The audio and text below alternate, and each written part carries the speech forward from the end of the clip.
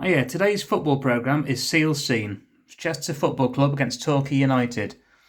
League Division 4, Saturday 11th of September 1982, kick-off 3pm. Official Matchday magazine of Chester Football Club, 35p. In the days before they became Chester City Football Club. Okay, let's start. Junior Seals, focus on. It's all about top scorers in the 4th Division at the time. Crew were on the end of a 5-2 hammering from the Quakers. That's Darlington at Gresty Road recently. More details there. Reserve team fixtures. Those teams down there. Wimbledon. Right. There's the official information. Chester Football Club Limited, the stadium, Sealand Road. Members of Football League Division 4 and the Lancashire League. Patron, Duke of Westminster. And other people involved. Directors, etc. Medical officers. Promotions manager. Inside the stadium. The manager at the time was Cliff Sear. There he is. There's the old main stand at Sealand Road.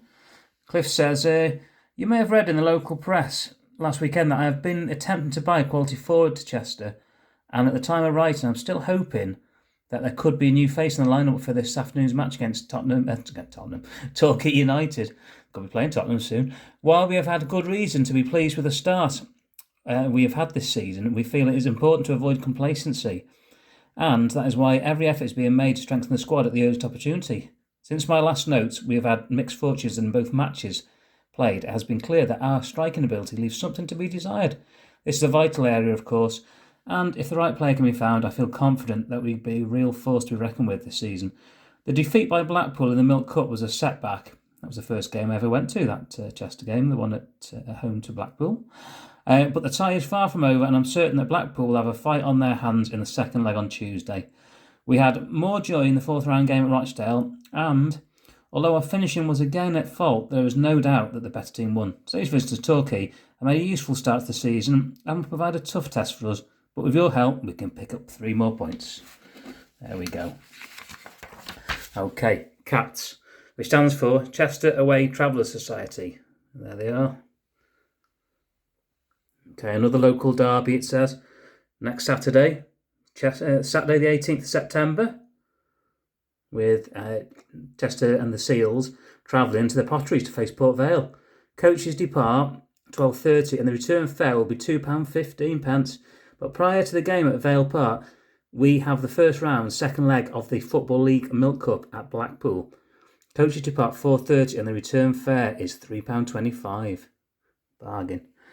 Reserve report. In preparation for the start of their Lancashire League campaign, the reserves played a series of 5 friendly matches against local opposition, the results of which are as follows. Brumbo away, drew 1-1. Jerk away, drew 1-1. Haswell away, 1-3-2. Connors Key Nobads away, 4-4 draw. And Harden away, they're all away these, 0-0. Okay. Put your shirt on chess. Self-drive, car hire. Partygate Road Service Station, Partygate, Chester. Up-to-date cars, down-to-earth prices, open 7 days. BL cars. British Leyland cars, I think that means. An A to Z, an alphabetic look at some of the players who have played for Chester FC, past and present. Dave Berry, Tommy Best, Ray Betteridge, Brian Biggins, John Bingham, Trevor Birch, Graham Burks, Paul Blackwell, Brian Blairs, Grenville Booth, Terry Bradbury. There's a photo of the said Terry Bradbury in action. Chris Courtney Williams, Chester's own expert on fur alterations. That's an advert you don't see these days. Right. 96 Northgate Street. Okay, got a full page advert here for Pickering's Dairy. There you go. Well, it's an advert. It's a picture of the Chester Chronicle cameraman.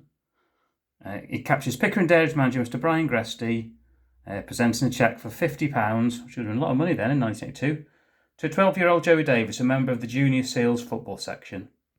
There you go. Fresh milk. Okay, do you remember 1 year ago? Saturday 12th of September 1981, League Division 3 versus Gillingham. 5 years ago, Saturday 10th of September 1977, League Division 3 against Bradford City. And 10 years ago, Wednesday 13th of September 1972, League Cup second round replay versus Southampton at home. Let us know if you remember. Information here about this afternoon's referee was Arnold Challoner. He commenced refereeing in 1955 with Rotherham Leagues, and then via the Midland and Central League to the Football League line in 1971, and then on to the referees list. He's married with a daughter and younger son, and is assistant personal manager with the National Coal Board. Well, that shows how old this is. He's a part-time youth leader for 10 years, gardening, badminton, table tennis and keeping fit. Holds a preliminary badge in coaching and also a first aid certificate. There's a quiz spot there. A few questions. It's a competition, I think. Okay. Right. The visitors fact file. Torquay United. So founded in 1898 as Torquay Town, the club merged with Babacoom in 1921 and became Torquay United, a professional club in 1927. The club obtained league status when they defeated Aberdare on the second pole to take the Welsh Cup's place in Division 3 South. And although re-election was necessary at the end of their first season as league members of the club, has never had to apply since. In the days of re-election. So some of the players that mentioned: Graham Horne, John Doyle, Brian Wilson, Clive Wigington. There's a picture of Bruce Rioch there. Yeah, Bruce Rioch. Graham Jones, Frank Sheridan, Steve Grapes, Steve Cooper, Tony Brown. There's the badge. Torquay United AFC. The honours and stats. Willie Young, Jackie Gallagher, Mark Smith, Alan Slough. Torquay United FC, 1982-83. There's Alan Slough, player coach. Yeah, Ray Bishop, there you go. That's where they were in the 1981-82 league results. There you go. Right. Elton Welsby reports. Granada legend. The great debate is on who will succeed Bob Paisley, Liverpool's new team manager, at the end of the season. The very fact Bob will be staying on in some sort of advisory role tells us the appointment will be someone schooled in the Anfield tradition. Following that, it becomes a guessing game from which I will abstain and after making one or two observations. Well, I think Joe Fagan got that job, didn't he? Anyway, it's a big name to have in the programme, Elton Welsby. So, picture here, Tom Sloan, out of picture, heads home the Seals' only goal of the game in the 2-1 defeat by Blackpool in the first leg of the 82-83 Milk Cup. Yeah, I think that was my first game at Sealand Road. In off the post.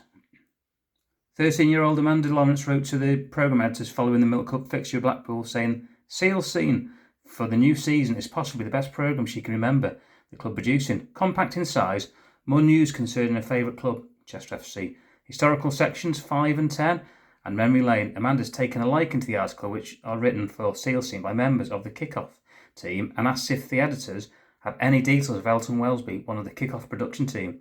Well, Elton, he was born in St Helens, May 28th, 1951. Various details, etc. there about him. Kick-off presenter. Right. Seal statistics.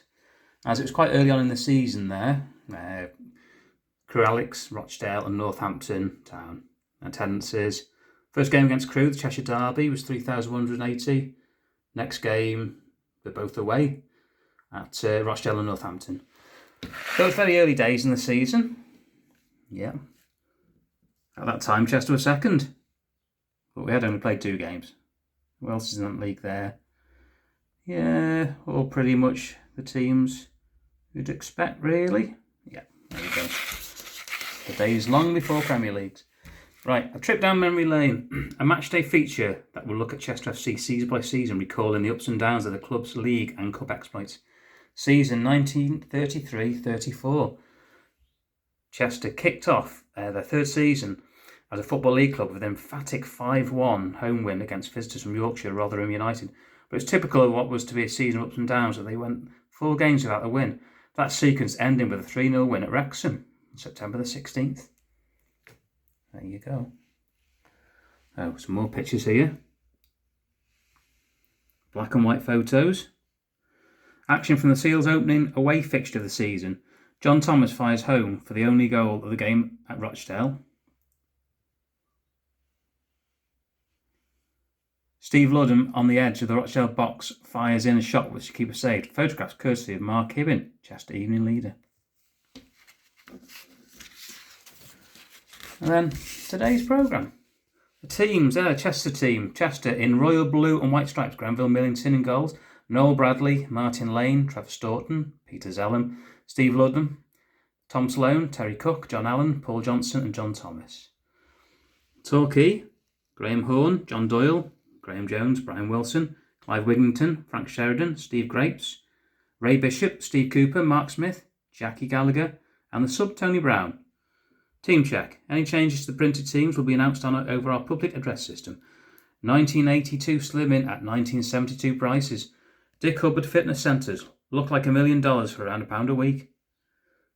Free guest session, including sauna. Cut out this advert and ring it down now. It will entitle you to a free session at the centre. Offer limited, so hurry. There's today's referees. And today's match ball is kindly sponsored by lifelong Chester FC supporter Terry Vickers. There you go. So that's one for all you Chester and Torquay United fans. Sealand Scene. Hope you've enjoyed the video. If you did, give it a share, give it a like, and please subscribe to Hadynsminiadventures. Thanks for watching. Take care. Bye.